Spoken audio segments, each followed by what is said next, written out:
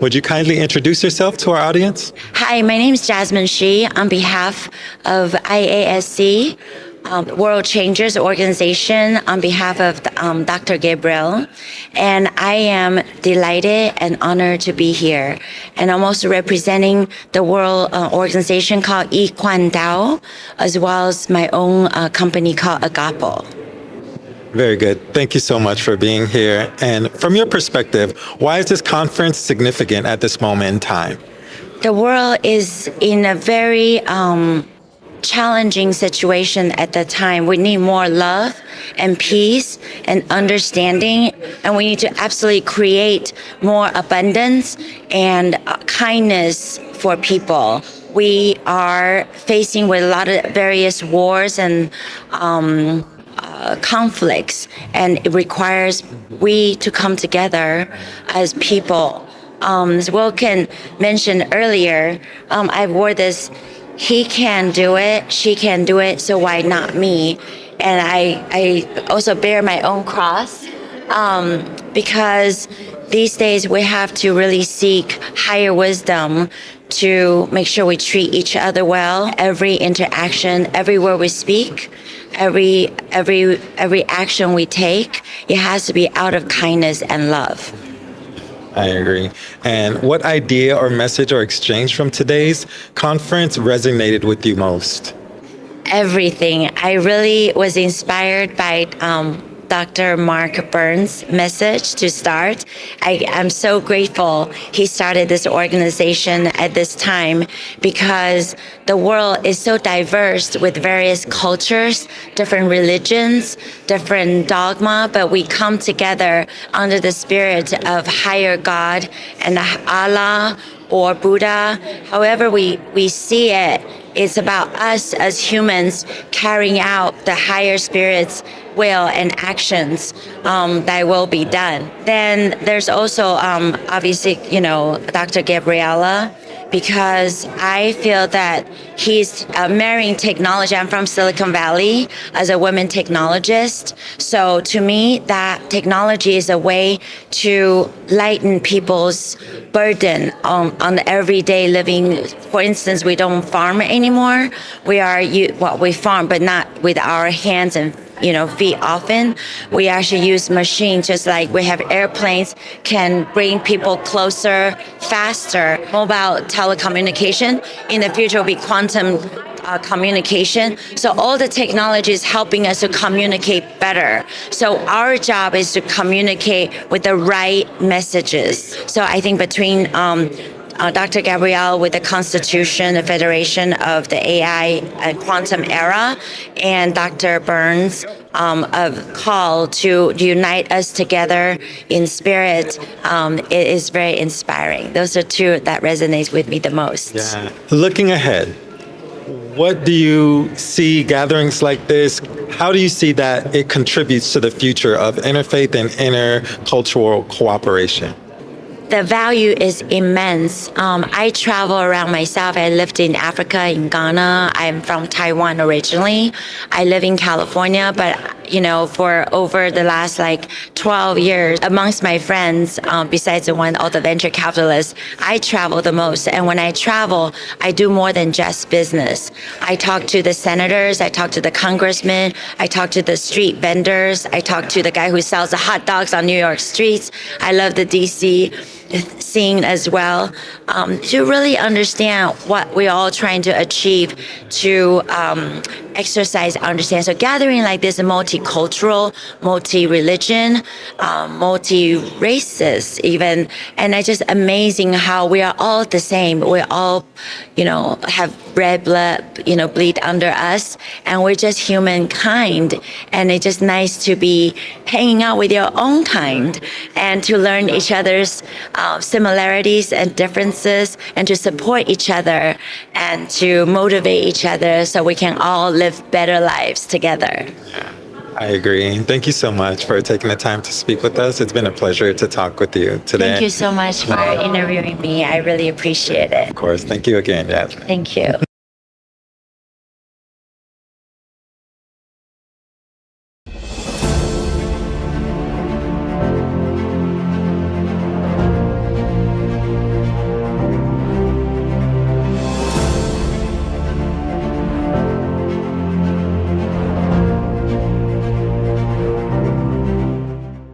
we are in the heart of the United States Capitol for an amazing event. The International Interfaith Conference, Rise of the Spiritual Diplomats, led by Pastor Mark Burns. Firstly, thank you so much for coming. Thank you so much for inviting me, and thank you, of course, to Pastor Mark Burns. It is a great honor to me. Unbelievable, I would say, to perform the national anthem at the beginning of such an important event is really a dream coming true. And thank you so much, as I said at the end, at the home of the great. Could you tell us in your own words what spiritual diplomacy means to you? Generally, it means everything. A man is woven by the Creator in the image, but likeness is something to be achieved. And the spiritual fundings in your soul, inside of you, this is something that makes you achieve these likeness. Most important thing is the freedom of speech. As to me, there are many people who, in the world, I'm not saying about the United States, who are slightly afraid, out of different reasons, to speak freely. Would they have that, what should I say, bravery in a way? Yeah. I think that many things would be better in the world. Since that, a conference of that kind, where Pastor Mark Burns gives us the spirit of this bravery, is really inspiring. I'm sorry for using the word twice, but this is the thing I want to say, and I want to thank you for it. Yeah. I think that kind of things, the bravery and the freedom of speech, which is so important, would that work throughout the world, everywhere, without silencing those who are inconvenient. That's the most important thing. Yeah. And we should be brave in speaking out the truth. If we could project ourselves into the future a little bit, how do you see faith and civic communities working together to make the overall society a flourishing one? Generally, many people believe in their hearts, and they're doing it in a way, intimate. Sure. And a conference of that kind inspires you to make it more openly, to feel free as a society. Everyone, especially in Ukraine, dreams about peace. To get it done, as just said Pastor Mark Burns, everyone is commissioned in a way to stand and help. It's a great mission, and I'm happy to be, what should I say, a little tiny part that would be helping to achieve peace. And how do you think faith and civic leaders can help translate dialogue into meaningful action for this very peace and freedom? I think that my two answers before are in a way to explain that. The bravery of speaking freely, the power also of a man who is committed to say the truth in any circumstances.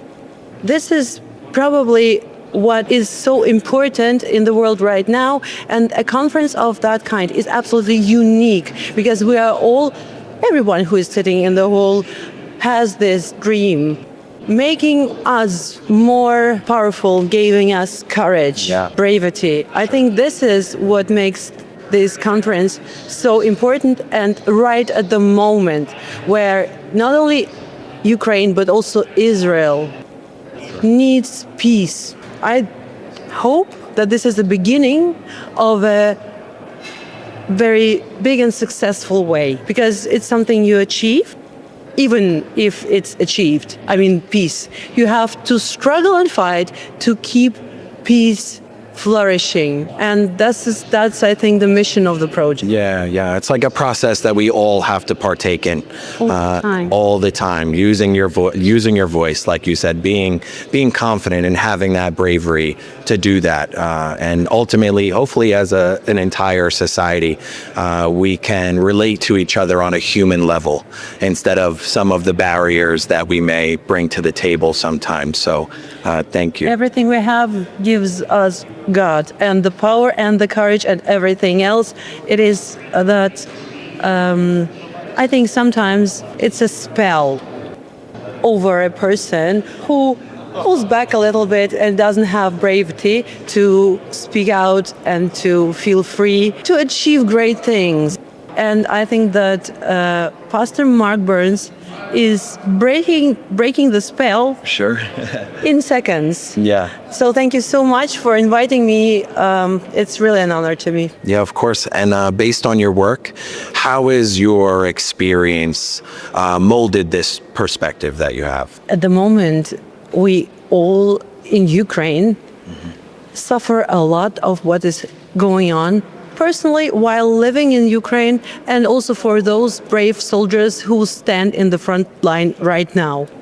And it's a huge burden. It's, I mean, something that lasts for almost 4 years by now. Yeah. And I have to say the main words. I have to say thank you to those brave soldiers, to these heroes who made it possible to come to that point where we are right now. And I think we have to use every second that we have is willing to bring peace. And this unique moment is happening right now. It's truly amazing. Well, thank you for your beautiful insight and your beautiful voice that you opened up with today. And thank you for coming. Thank you so much. All right. Thank you.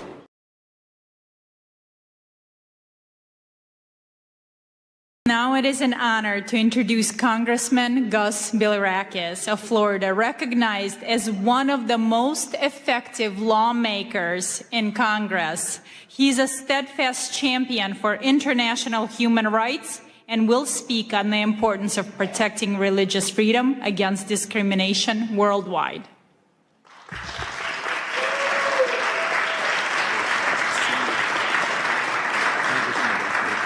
Thank you for having us.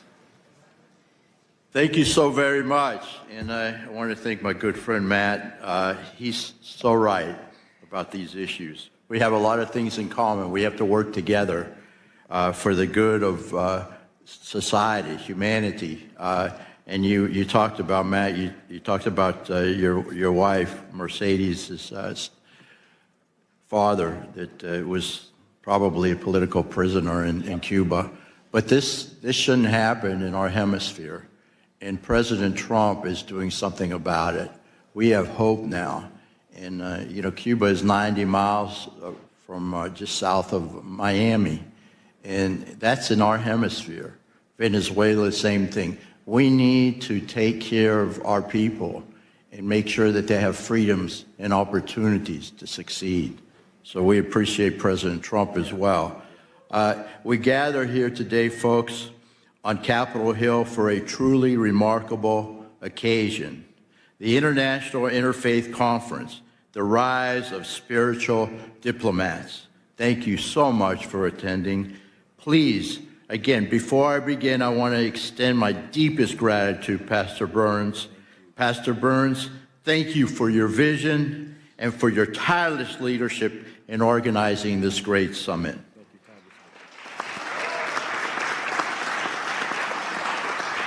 You have called us here to recognize a new era of spiritual diplomacy, where faith leaders don't just shepherd their own flocks, but step into the breach as mediators, peacemakers, and defenders of the innocent, where traditional politics often falls short. And I will tell you, people like Matt and the Speaker of the House, who's not here right now, but Mike Johnson, he cares so much. He really does. And he's genuine, he's sincere, he's a godly man. And we are making a difference, folks. We are making a difference. We're making a lot of progress. So I chair the Congressional Caucus on International Religious Freedom. I see the first freedom not as mere legal concept, but as the heartbeat of human dignity. Yet as we meet on today, January 22nd, that heartbeat is under threat, folks. So again, I've got to tell it like it is. The data from this year's 2026 report is staggering. We are witnessing government restrictions on religion at their highest global levels in decades, unfortunately. We are so very fortunate here in the United States of America. And I know there's some bumps in the road, but we have religious freedom. And we should never, ever take that for granted. But in Nigeria, folks, the crisis has reached a breaking point. Statistics from the start of this year show that over 3,400 Christians were killed for their faith in the last reporting period alone. In this day and age, it's happening around the world, folks. I have fought to ensure Nigeria remains a country of particular concern because we cannot stay silent while thousands are slaughtered. Do you agree? Yeah. In China, the CCP continues to target Falun Gong practitioners and Uyghur Muslims with high-tech surveillance and arbitrary detention. This is happening, folks. It's happening every day.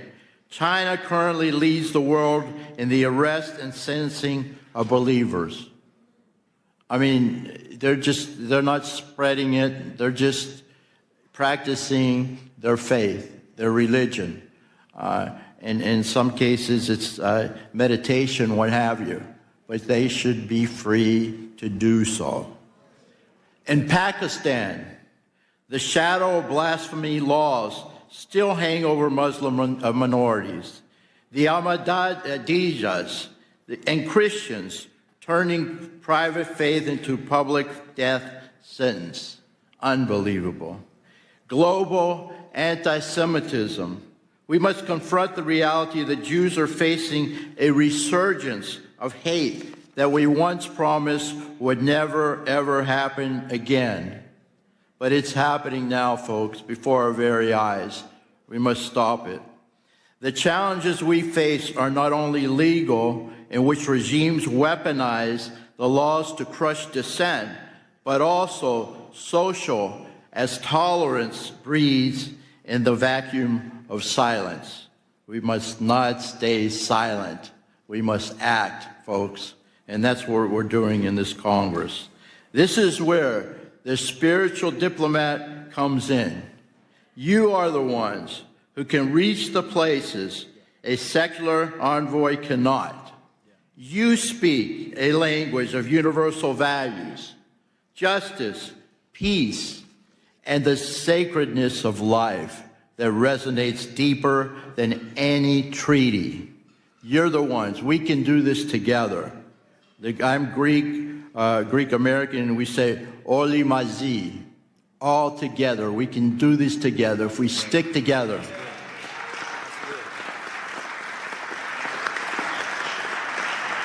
Effective advocacy requires more than just thoughts and prayers, folks. It requires diplomatic engagement with teeth. With teeth, I have to emphasize that. We must continue to use the global Maksakova Act, I know how to pronounce it, but I'm sorry about that, to target those who profit from persecution. We must elevate religious freedom. This issue must be a permanent pillar of our foreign policy. Do you agree? Yeah. It has been under this administration and under Marco Rubio as Secretary of State. And we must always be present. When faith leaders and members of this caucus speak up for the persecuted, it sends a message. We are the greatest country on the face of the earth. People listen to us. We must take advantage of that. The world is watching, folks, and you are not alone. You are not alone. Pastor Burns, you often say that spiritual leaders, and I quote, carry no weapons, they carry wisdom, right? I'll repeat that. Pastor Burns says, spiritual leaders carry no weapons, they carry wisdom. Today, let that wisdom guide our policy, whether it is Christians in the Middle East who are being persecuted, a Muslim in China, or a Jew in Europe, And I will tell you that the Orthodox Christians are also being persecuted in the Middle East. Syria in particular, and of course in Turkey as well, there's not religious freedom for Orthodox Christians in the country of Turkey. We must speak up, folks. We must not be afraid. Let us leave this conference, not just as observers, and I know you won't be, but as diplomats of the Spirit, committed to ensuring that every child of God can worship without fear. That's our goal. Thank you very, very much. God bless each and every one of you, and God bless America. That was powerful. Thank you. Oh, that was good, Congressman. Thank you so much.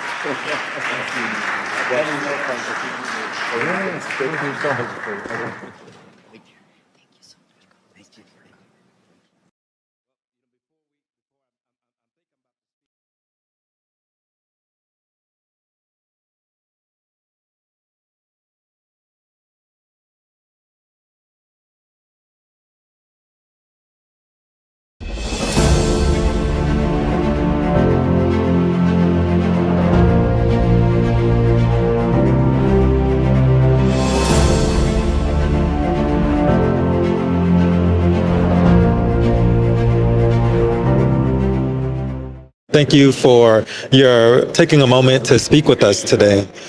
So far from your perspective, why is the conference significant at this moment in time? Okay, thank you so much, sir. My name is Victor, Reverend Dr. Victor. I'm here from Houston, Texas, representing Friends of Amazonia. I'm also a pastor of Omega Gospel Ministries in Houston, Texas.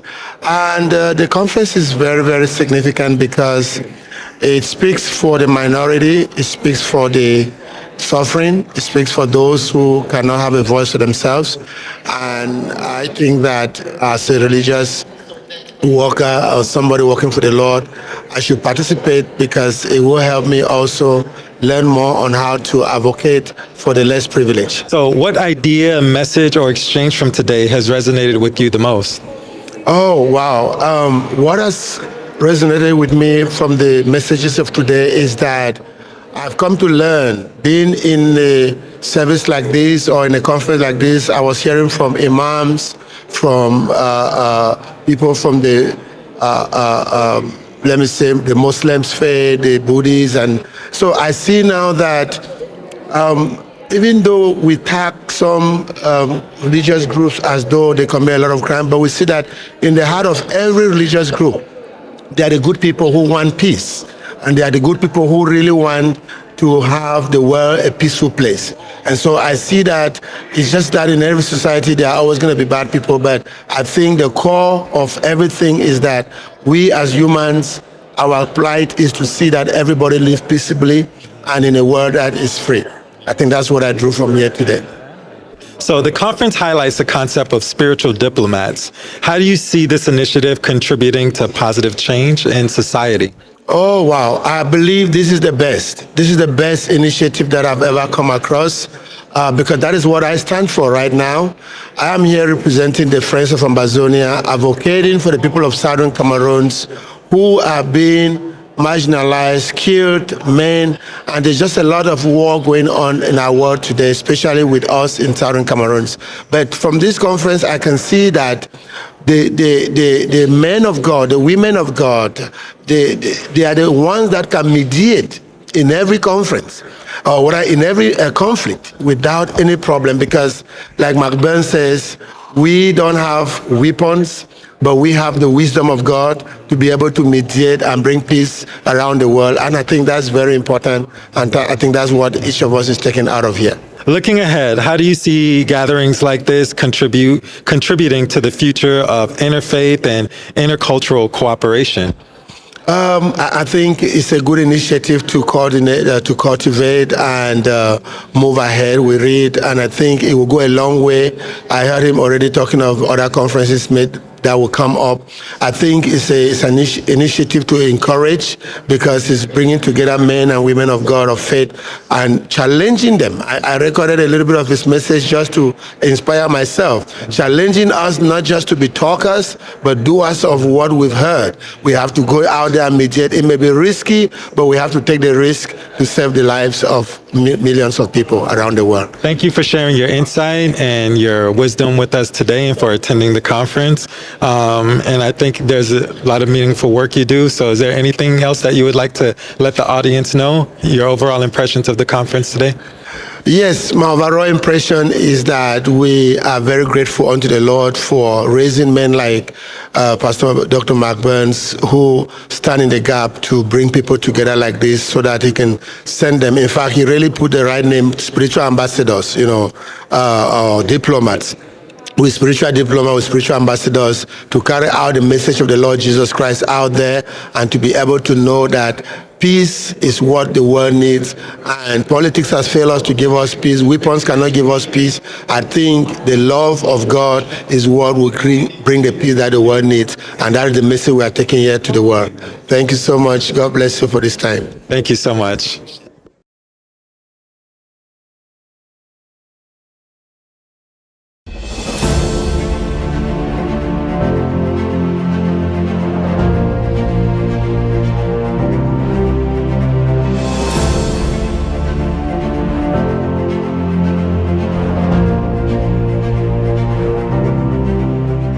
What does spiritual diplomacy mean to you?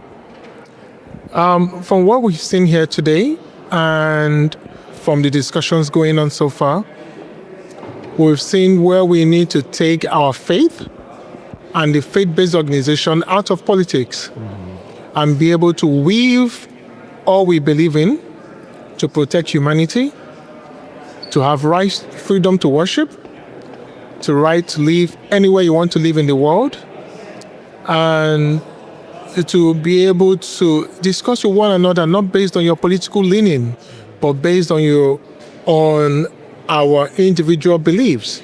So if you're a Christian, if you're a Muslim, whatever it is that you believe you belong to, you belong to the society. You're not going to be discriminated against.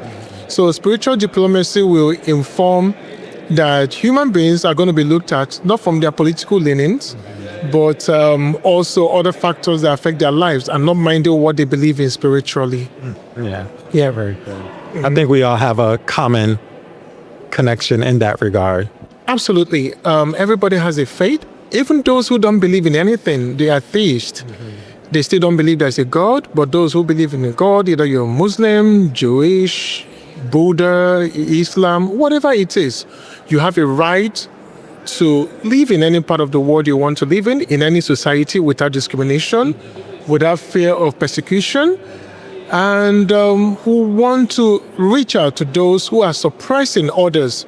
So when you come under spiritual diplomacy, you're simply saying, hey, we're talking diplomatically here, but not based on politics.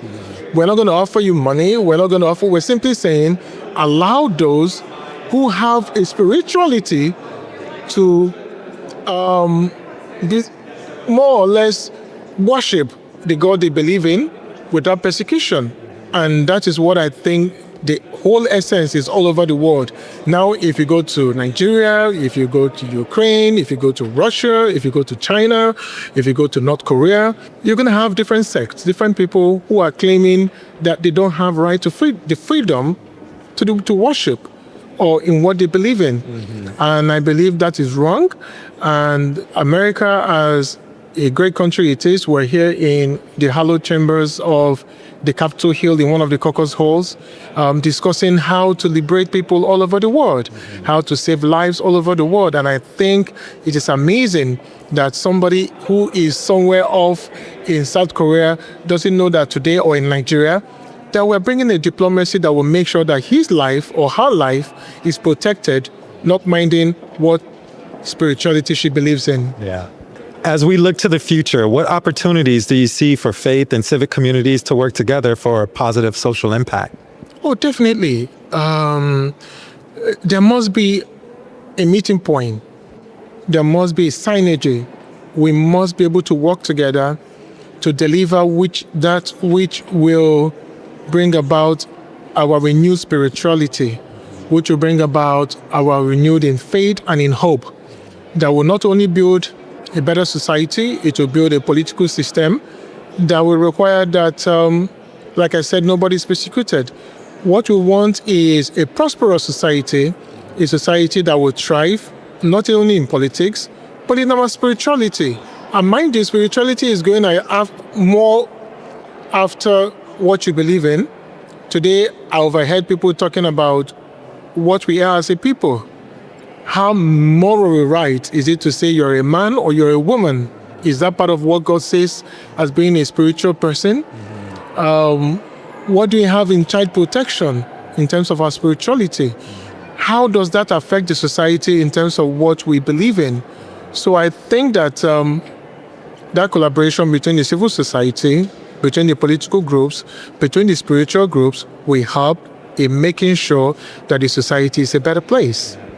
I think you said it there, collaboration, and here we're here with so many people from all walks of life. Interfaith conference is exactly what we're here for, different beliefs, different backgrounds. So it's wonderful that we're here collaborating like that. Absolutely. In one room, different faiths, whether you're, like I said, Hindu, whether you're a Jew, whatever you believe in, there must be that meeting point where we say, this is enough. There's a saying, there was a political saying in Malaysia where the two political parties were always fighting each other. And what did they come about? They say you can sleep in two different pillows, but have the same dream. So today, we want all political faiths sleep in different beds, sleep on different pillows, but have one dream. And that dream is spiritual freedom, right to worship, right to live with your moral rights, right to go about freely and not being persecuted because I'm black, I'm Jew, you're white, whatever it is, whatever spirituality you belong to. This is the world we should live in today, that will live harmoniously with one another, and we'll thank the organizers of this program who is going to take it all over the world to make sure we live in spiritual harmony. Yeah, very true. And so that leads me to ask, how does that experience shape the perspective you bring to this gathering? So like I told you, I've been in parliament 3 times. That is the parliament of Nigeria. So we are in, I don't know how it works here, but I guess this is a House of Representatives. I've seen some congressmen who have come here today. Now, what do we do as congressmen? The law makes it that we make laws for the good order and for the public living of everyone. And so, what does my background mean? It means that any law that I need to make, I will make that law with the fear of God, with humanity at heart, with every moral right to make sure that that law is what we call justiciable. When you say law is justiciable, what it means is that when I make a law, I can take it to court, and the court can say this is right or this is wrong. When you make such laws and the courts cannot determine whether it's right or wrong, then something is wrong. If I make a law and you get to court and they say this is a woman and this is a man, and the court can determine, yes, this is a man or woman, and don't say maybe man or woman, then I've not made any good laws. So my background means that I must be able to make laws that everybody in society will live in a harmonious life. There will be social welfare. There will be protection of life and properties. There will be economic growth. And then finally, for what we're doing here today, there is spiritual growth for everyone. And you can live your life the way you want to live your life without any fear of persecution. Yeah, I agree. All things needed, for a society that's working towards harmony, spiritual and otherwise, Absolutely. Yeah. So my final question is, what key message would you most like participants to carry forward from this conference? Very simple. When in the Bible, Christ wrote, he says, you shall take this news when you're talking about the good news. And today we're talking about spiritual diplomacy. So what is the good news? The good news is that you should love your neighbor as thyself. you should have spiritual freedom. You should have economic freedom. You should have the right to choose and the right to live. Nobody has a right to kill you, and you don't have a right to kill another person. And the life should be such that we are not discriminated against based on our faith. So you should take this good news. He says, starting from Jerusalem to Judea, to Samaria, and to utmost part of the world. And what that meant was that you should take it from where you live.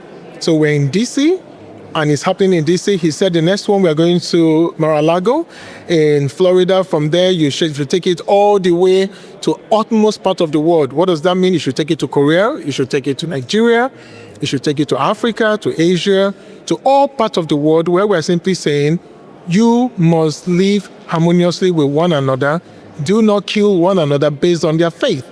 And in terms of religion, make sure that everybody has a right to practice what their mind tells them. And that is the essence of the spiritual diplomacy, where we talk to one another, not based on your political ideology, but based on the fact that, hey, I'm human. Whatever I decide to be, let it be, and let me live a life that is full and that is well protected all over the world.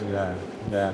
I think any sensible person would agree with that, So thank you again for your time, for your kind words and the knowledge and wisdom that you shared with us, and for being here at this conference. Thank you again. Thank you for having me. Yeah, thank you.